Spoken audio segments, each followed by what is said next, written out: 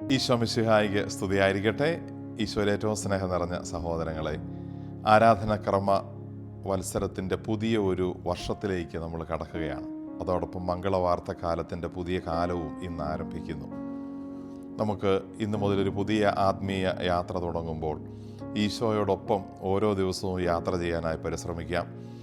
ദൈവം നമുക്ക് നൽകുന്ന ഈ ആത്മീയ വചന പോഷണം നമ്മുടെ ആത്മീയ യാത്രയിൽ നമുക്ക് ശക്തിയാകട്ടെ എന്ന് ആശംസിക്കുകയും പ്രാർത്ഥിക്കുകയും ചെയ്യുന്നു. ദൈവം ആത്മീയമായി സമൃദ്ധമായി അനുഗ്രഹിക്കുന്ന ഒരു പുതിയ ആരാധനാ വർഷമായിരിക്കട്ടെ ഇതെന്ന് സ്നേഹപൂർവ്വം പ്രാർത്ഥിക്കുന്നു. ഇന്ന് നമ്മൾ വിശുദ്ധ കുർബാനയിൽ വായിച്ച് ധ്യാനിക്കുന്നത് വിശുദ്ധ ലൂക്ക അറിയിച്ച സുവിശേഷം 1-ാം അധ്യായം 5 മുതൽ 20 വരെയുള്ള വാക്യങ്ങളാണ്.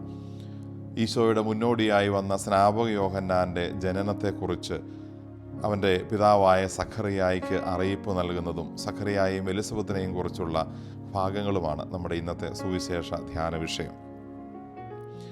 പ്രഗത്ഭരും 4 പേര് കേട്ടാൽ പേരറിയുന്നവരുമായ ആളുകളൊക്കെ ഉണ്ടായിരുന്നവരെ മാറ്റി നിർത്തി. ഒരുപക്ഷെ ഹെറോദേസിൻ്റെ പേര് പറയുന്നുണ്ട്, അതുപോലെ അബിയായുടെ ഗണത്തിലുള്ള അബിയായെക്കുറിച്ച് പറയുന്നുണ്ട്. അതൊക്കെ ആളുകൾ അറിയുന്ന വ്യക്തികളായിരുന്നു.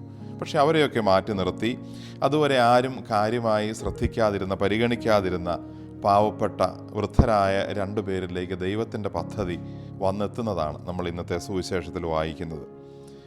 ഈ സഖറിയായെയും എലിസബത്തിനെയും മറ്റാരും ശ്രദ്ധിച്ചില്ലെങ്കിലും ദൈവം അവരെ ശ്രദ്ധിക്കാൻ ഇടയാക്കിയ 3 കാര്യങ്ങളെക്കുറിച്ച് ഇന്നത്തെ സുവിശേഷം വളരെ വ്യക്തമായി കൃത്യമായി എടുത്തു പറഞ്ഞിരിക്കുന്നു.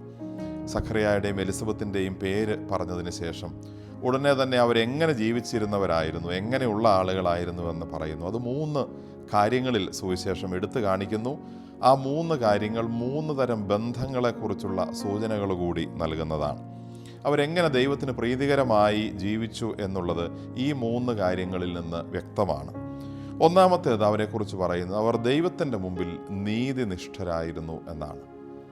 നീതി എന്നാൽ ഓരോരുത്തർക്കും അർഹിക്കുന്നത് പോലെ കൊടുക്കുന്നതിനെയാണ് നീതി എന്ന് പറയുന്നത്. യോസേപ്പ് പിതാവിനെക്കുറിച്ചും അവൻ നീതിമാനായിരുന്നു എന്ന വലിയ പ്രഖ്യാപനം സുവിശേഷത്തിലുണ്ട്.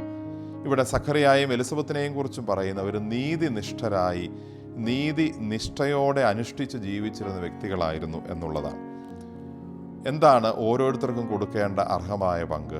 അത് ഓരോരുത്തരുടെയും സ്ഥാനവും കൊടുക്കേണ്ട പരിഗണനയും അനുസരിച്ച് കൊടുക്കുന്നതിനെക്കുറിച്ചാണ് നീതി എന്ന് പറയുന്നത്.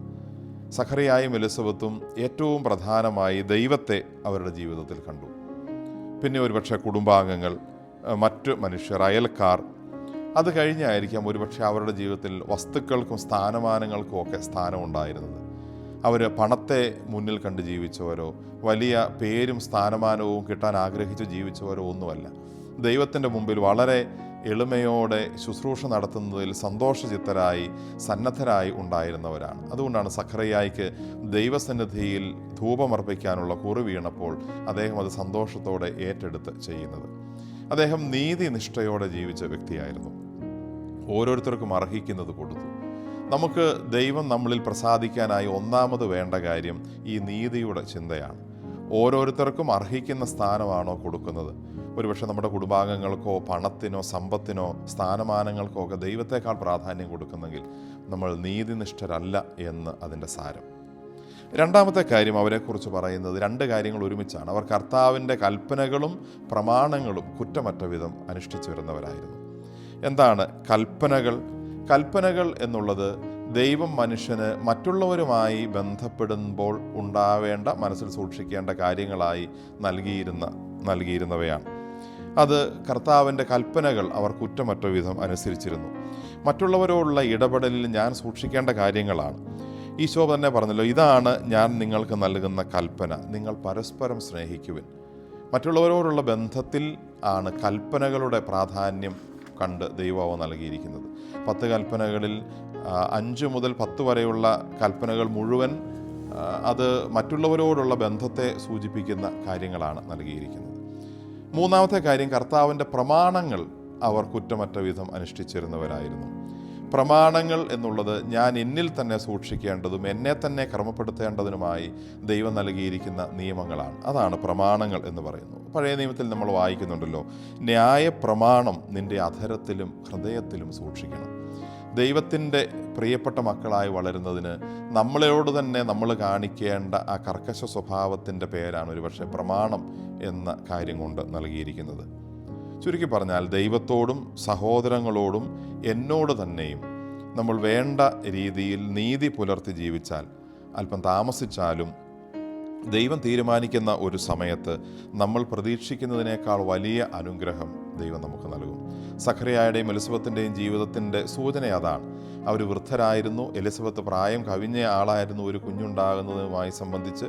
പക്ഷേ അവരുടെ ജീവിതത്തിൻ്റെ നീതിനിഷ്ഠ കൊണ്ട് ഏതു മാനുഷിക പരിമിതികളെയും അതിലംഘിക്കുന്ന ദൈവത്തിൻ്റെ വലിയ കാരുണ്യമാണ് സ്നാപയോഹന്നാൻ എന്ന കുഞ്ഞ് അവരുടെ മകനായി ജനിക്കുന്ന കാര്യത്തിലൂടെ നമ്മൾ കാണുന്നത്. സഖറിയായുടെയും എലിസബത്തിൻ്റെയും ജീവിതം തന്നെയാണ് ഈ ഒരു ദൈവ മനുഷ്യ സഹോദര ബന്ധങ്ങളുടെ നീതിനിഷ്ഠയ്ക്ക് ഉള്ള ഏറ്റവും നല്ല ഉദാഹരണമായി കാണുന്നത്. നമുക്കും ഈ ഒരു ചിന്ത മനസ്സിൽ സൂക്ഷിക്കാം. നമ്മൾ ഈ ലോകത്തിൽ ജീവിക്കുമ്പോൾ ദൈവത്തോട് ഏറ്റവും അർഹമായ പ്രാധാന്യം കൊടുക്കാൻ, സഹോദരങ്ങളോടുള്ള കൽപ്പനകൾ ദൈവം കൽപ്പിച്ചിരിക്കുന്നതനുസരിച്ച് നിറവേറ്റാൻ, എന്നോട് തന്നെ പ്രമാണങ്ങൾക്കനുസരിച്ച് ജീവിക്കണമെന്നുള്ള ആ ഓർമ്മ മനസ്സിലെപ്പോഴും സൂക്ഷിച്ച് എന്നെ ജീവിതത്തിൻ്റെ നല്ല വഴികളിലൂടെ കൊണ്ടുപോകാൻ ശ്രമിക്കുമ്പോൾ നമുക്കും ഈ സഖറിയായ്ക്ക് ലഭിച്ചതുപോലെ അത്യപൂർവവും അസുലഭവുമായ അനുഗ്രഹങ്ങൾ കിട്ടും. സഖറിയായുടെയും എലിസബത്തിൻ്റെയും നല്ല ജീവിത മാതൃക നമുക്ക് പ്രചോദനമാകട്ടെ. ഈ ഒരു വർഷം വലിയ ആത്മീയ വളർച്ചയുടെ വർഷമായി നമുക്ക് മാറ്റിയെടുക്കാൻ ഈ വിശുദ്ധാത്മാക്കൾ, വിശുദ്ധ സഖറിയായും എലിസബത്തും നമുക്ക് വേണ്ടി പ്രാർത്ഥിക്കുകയും ചെയ്യട്ടെ.